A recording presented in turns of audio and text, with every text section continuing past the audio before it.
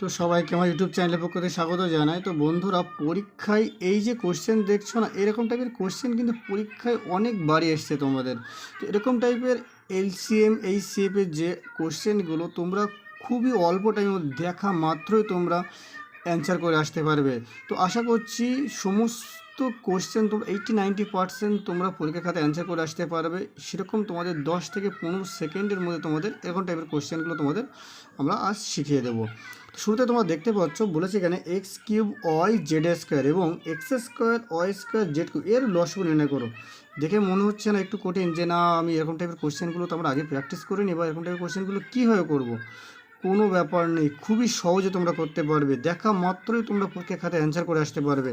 চলো দেখি। এরকম ক্ষেত্রে যখন তোমাদের এরকম টাইপের কোশ্চেন দেওয়া থাকবে, তোমাদের যদি বলা হয় লসগু নির্ণয় করার কথা, তাহলে প্রত্যেক ক্ষেত্রে যেগুলি সবথেকে বড় সেগুলো তোমাদের কমন নিতে হবে। তো এর মধ্যে বড় কোনটি? এদের মধ্যে সবগুলোর মধ্যে যেগুলো বড় সেগুলো তোমাদের এখানে কমন যাবে। তো প্রথমটার মধ্যে আমরা কমন দেখি। প্রথমটা দ্বিতীয়টার মধ্যে কমন আছে এক্স, যেটা এক্স স্কোয়ার এক্স কিউব। তাহলে এখানে এক্স কিউব বড় আছে, আগেই বলেছি লসগু থাকলে বড় হবে।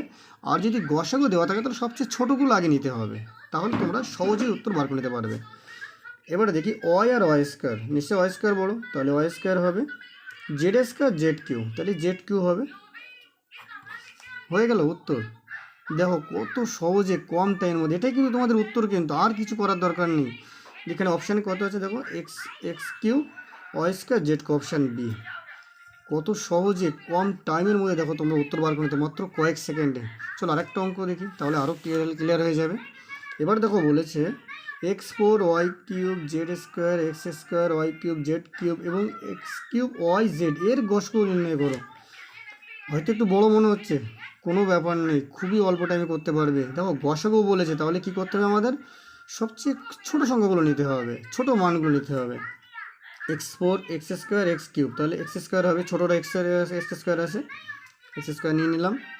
এবার বলেছে ওয়াই কিউব ওয়াই, তাহলে ওয়াই ছোটো, শুধু ওয়াই হয়ে গেল। এবার আসি Z, Z square z cube Z, ব্যাস উত্তর হয়ে গেল।